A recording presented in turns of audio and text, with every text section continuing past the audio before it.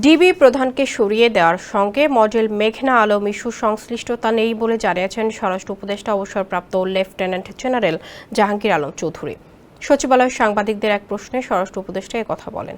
ঢাকা মহানগর পুলিশের গোয়েন্দা শাখা প্রধানের পদ থেকে অতিরিক্ত পুলিশ কমিশনার রেজাউল করিম মল্লিকের বদলি নিয়ে করা প্রশ্নে জাহাঙ্গীর আলম চৌধুরী বলেন, ডিবি প্রধানকে সরিয়ে দেওয়ার সঙ্গে মডেল মেঘনা আলম ইস্যুর সংশ্লিষ্টতা নেই।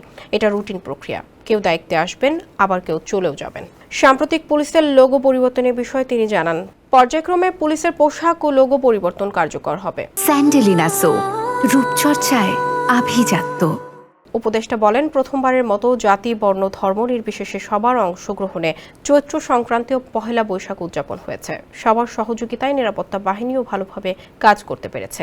আইনশৃঙ্খলা বাহিনী, গণমাধ্যম কর্মী, সাধারণ মানুষজনকে ধন্যবাদ জানাচ্ছি। জাহাঙ্গীর আলম চৌধুরী বলেন, রাঘব বোয়াল কাউকে ছাড়া হচ্ছে না, কিন্তু জালে আসতে হবে। জালে আসার পর কাউকে ছাড়া হচ্ছে না।